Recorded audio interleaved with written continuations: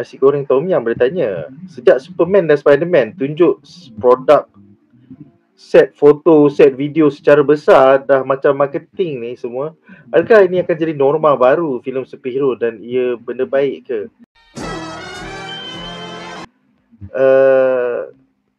Kau kat mana the last 15 tahun sejak ada handphone? Tak, yang pada dulu lah.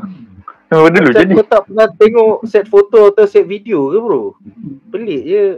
Sejak Facebook wujud lagi, atau Twitter, atau Instagram, memang ni makanan fans kot. Dah dekat 15 tahun ke? Come on bro, it's not like you've never seen this shit. Buzz Pop exists because of set photos and set videos. So yeah, it's a norma lama, bukan norma baru. And channel-channel macam kita orang hidup kerana set photos dan set videos yang sentiasa keluar. Facebook, Reddit, Mochan. Ni kalau aku nak tambah sikit kan, dia jangan cakap pasal zaman Heath Ledger jadi tau. Masa Heath Ledger jadi Joker pun kena kecam tau. Zaman tu saja pun orang dah ambil kisah pasal Heath Ledger jadi Joker, tapi end up dia jadi bagus.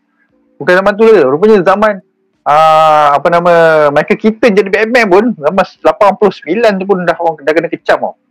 Fan-fan zaman tu pun dah ni kerja, tiba jadi Batman best pula, jadi one of the best Batman lah. So benda ni daripada bukan sekarang tu, dah berapa puluh tahun dah. Benda ni dah daripada dulu lagi. Zaman Superman 70-an tu aku tak tahulah kan. Dah ni yang pernah dengar Michael Keaton tu lah, kena kecam, kena teruk kakom.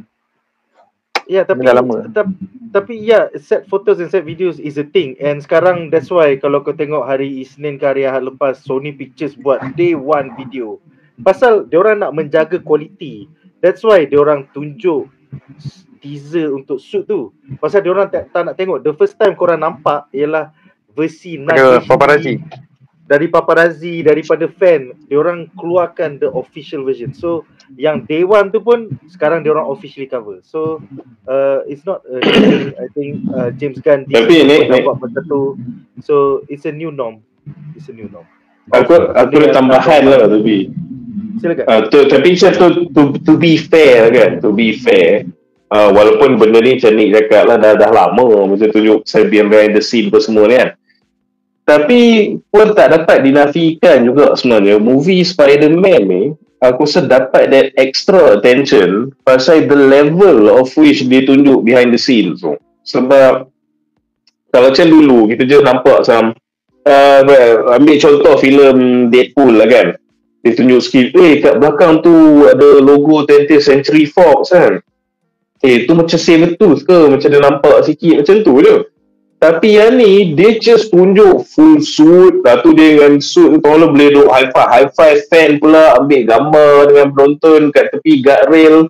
Lepas tu boleh tunjuk Spider-Man tu web swing live dengan letupan meletup belakang, semua image dia dah nampak macam final shot for the movie lah apa semua.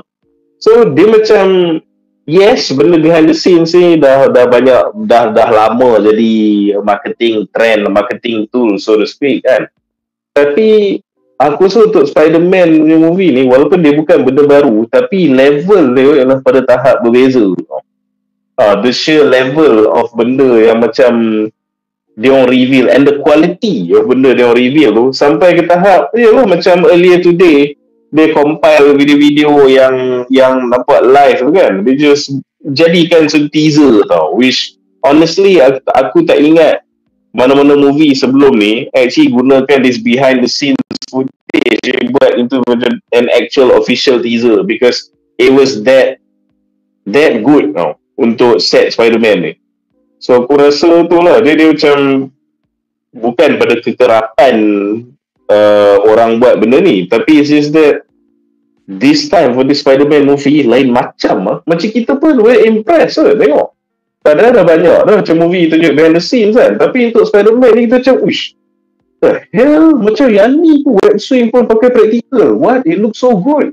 Lepas tu macam screenshot gambar ni dia boleh buat phone background, screenshot gambar tu dia boleh buat desktop background. So level tu pada tahap lain yang membuatkan orang, and even kita pun macam terimpress tau, walaupun people have been showing BTS banyak kali through the years, quality dia tu.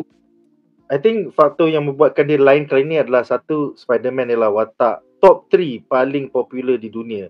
I think the only thing that can beat Spider-Man ialah Batman.